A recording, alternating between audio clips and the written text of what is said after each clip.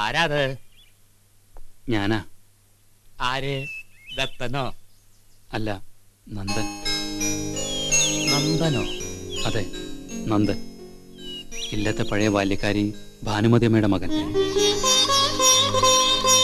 ചാബല്യം നിറഞ്ഞ കുരുന്നു മനസ്സിൽ അമ്മയെ ക്രൂരയാക്കി വരച്ച് നാട് വിട്ടുപോയ ഇളയ മകൻ ഇന്നെല്ലാം മനസ്സിലാക്കി മടങ്ങിയെത്തിയിരിക്കുന്നു, പുതിയൊരു നന്ദനായി. ലക്ഷ്മിയുണ്ട് എന്നോടൊപ്പം. ഞാൻ വന്നിരിക്കുന്നത് ലക്ഷ്മിയെ ചോദിക്കാനാ. നന്ദാ, ആ പഴയ വേലക്കാരിയുടെ മകന് ലക്ഷ്മിയെ തരാൻ മടിയുണ്ടോ തമ്പുരാന്?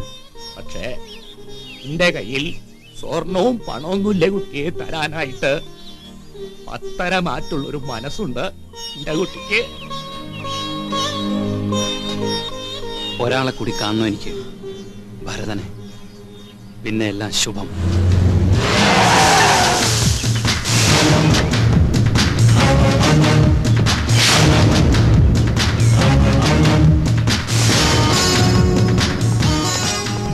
ഭരതൻ,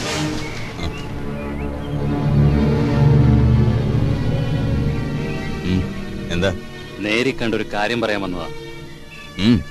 നിങ്ങളുടെ പ്രതികാര കഥകളെല്ലാം ഞാൻ അറിഞ്ഞു. പക്ഷേ നിങ്ങളുടെ പ്രതികാരത്തിൽ ലേശം പോലും ന്യായമില്ല. ശക്തൻ തമ്പുരാനാണ് നിങ്ങളെ ദ്രോഹിച്ചത്. അദ്ദേഹം മരിച്ചുപോയി. അയാളോടുള്ള പ്രതികാരം പാവങ്ങളായ അനിയൻ തമ്പുരാനോടും മോളോടും തീർക്കരുത്. നിങ്ങൾ അതിൽ നിന്ന് പിന്മാറണം. നീ ആരാടാ പുള്ളി ഇതൊക്കെ പറയാൻ?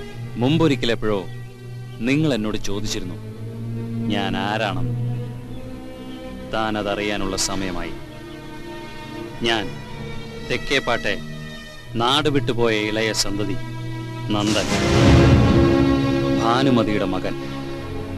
പിന്നെ ലക്ഷ്മി, ഞാൻ കെട്ടാൻ പോകുന്ന പെണ്ണ. മേലിൽ നീ അവളെ ശല്യപ്പെടുത്തരുത്. അത് പറയാനാ ഞാൻ വന്നത്. നിനക്ക് എന്തറിയാടാ ഭരതനെ കുറിച്ച്? ഭരതൻ ആ നാം ഉച്ചരിക്കാൻ പോലും നീ വളർന്നിട്ടില്ല. തീയിൽ കുരുത്തവനാണ് ഞാൻ, ചോരയുടെ നിറമുള്ള തീയിൽ. വെയിലത്ത് പോലും പാടില്ല. പിന്നെയാണോ ഈ നിലാവത്ത്? ഭരതൻ ആരാണെന്ന് നീ ഒന്ന് അറിഞ്ഞിട്ട് പോ. തൊമ്മി,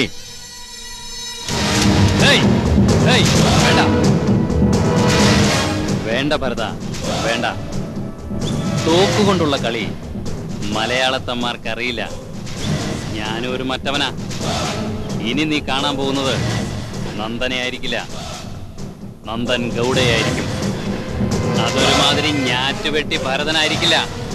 അതുകൊണ്ട് വിട്ടേക്ക്.